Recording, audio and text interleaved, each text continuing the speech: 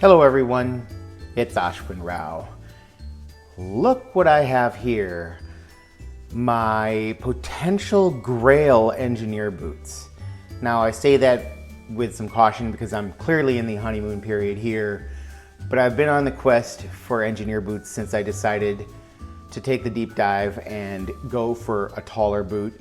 And why not just take the deepest dive into tall boots and go into engineers? I think the other deeper dive would be maybe cowboy boots, but engineer boots really fit my particular aesthetic.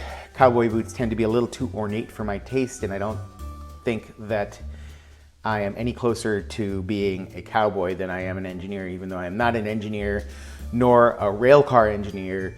But I do like the aesthetic of these boots because they fit my wardrobe better. What is on point here is this amazing pair of Zerrows engineer boots.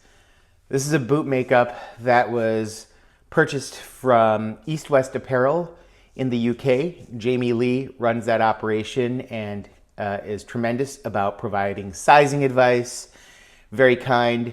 Because I had purchased a pair of their Picos boots a few weeks back, he was generous enough to give me about a £50 discount on this pair, so I did get it slightly discounted, but really otherwise paid full price. I was particularly curious because of some of the videos posted by Seesaw Boots as well as EDH BLVD, both who I follow and enjoy their content, both knowledgeable and who seem to share similar aesthetic interests to me in terms of footwear. They had this particular last, which is their short round last. I think it's actually called their lower round toe last, but I kind of wish it was their short round last because if any of you get that reference, leave a comment. Their low round last is available through a few of their styles, including their Picos boots and this engineer boot. Further, East West Apparel curates their boots with certain leathers, including a black Chrome XL leather, this brown Douglas leather, which I believe is a Japanese leather, although I can't be sure. There's not much information at all about this leather, and I tried to research it more. They also carry natural Chrome XL and occasionally horsehide pairs as well. I am really fond of East West Apparel because one, I don't have to wait and I'm impatient, and two, I really like their makeups. This particular last should be sized down about a half from your Brannock versus the semi-chisel last, which basically goes at your Brannock size. So I confirmed that with Jamie and made the purchase here. This last has a slightly broader toe profile and a little bit more toe spring than the semi-chisel last, which I really think suits the engineer style quite well. One thing I love about the Zerrows boots and Zerrows engineers also holds true to that is it's easy to get these boots on and off the feet. Now that probably has to some degree to do with the thickness and robustness of this leather here, which is slightly more supple. Further, there is a little bit more space along the base of this shaft here, yet there's also quite a nice lock-in when you put your foot in, where once you slide past this part of the instep, which allows you to get your foot in, the foot feels like it locks in really nicely. They also include, you can't see it, you can kind of see it down there, but those are leather insoles that you can use to adjust the fit should it not be perfect for your feet. Say you have a slightly lower volume foot for this particular last, you can use that to adjust the volume, just like any other insole, but nice low profile. I think it's probably about 1 or 2 millimeter thick. That gives you some leather to stand upon with the Zerrows branding, and yet it doesn't take up too much space, but maybe reduces some of the wiggle that you might otherwise be dealing with. They describe this as dark brown leather. I would say it's more of a mid-brown leather, orangish, slightly reddish undertones. And it has a 9-inch shaft height if you go measure from the heel all the way to the top of the shoe. I really like their integrated pull tab, which helps you pull the boots on. The top collar also has this angle to it, as do many other pairs of engineer boots, which I think is a nice design choice, just aesthetically very pleasing. The Douglas leather itself is a cowhide, so it's not a horsehide. Horse hides have more of a tendency to roll, Cowhides tend to form more creases, but I think with proper care and wear, and the fact that this is a very thick leather midsole and outsole, you're gonna have less bend and flex here, which is gonna allow this area to roll a little bit more easily. One thing I've also found is that Zerrows does a really nice job clicking their leathers, meaning cutting that leather out of the original leather swath and then ultimately placing the leather on the last. Those two factors can have impacts on how a particular leather either rolls or creases or how it conforms to your foot over time. And so Zerrows seems to do a really nice job with that. 9-inch shaft. For those of you who are interested, this has a soft toe. It feels like a partially structured toe. It's not as soft as my Western boots. There is some structure to this toe. So they describe it as a soft, unstructured toe, but I actually think that that might be slightly off because there is some structure here. You can almost see the toe cap right here. Direct welt stitch, 270 degrees around the shoe here, basically a Goodyear welt on a pretty robust oak bark tanned heavy midsole here, which I really like. So you have your outsole, you have your thick midsole, which adds some weight to the shoe.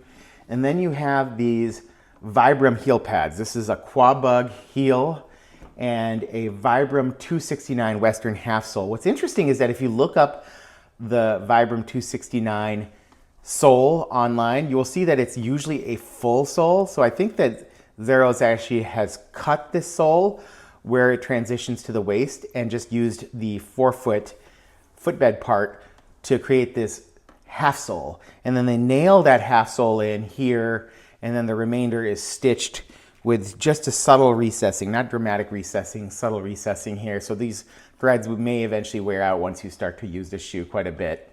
So there's a steel shank that occupies the space underneath this ridge here. You can see it has created this slight fiddleback, rounded fiddleback waist. You have squared off, non-tapered edges. You have a gentle curve to your heel here, just a subtle woodsman style curved heel, not dramatic, which I like. It's a little bit more formal. And you can see 3 pieces of evenly stacked leather to form that leather heel stack. Cleanly done. Slight curve to the edge of this heel on anterior aspect of that heel. So just a nicely done heel block. Mid-brown, almost a chestnut brown edge dressing, which I think is nice. Other details here are that there is very clean triple stitch done on the heel counter. I believe this has a leather heel counter, and I'm pretty sure from what I can tell, given the feel of this, that this is a leather toe stiffener as well. And you see the triple stitch along the upper part, kind of this vamp and shaft region right here.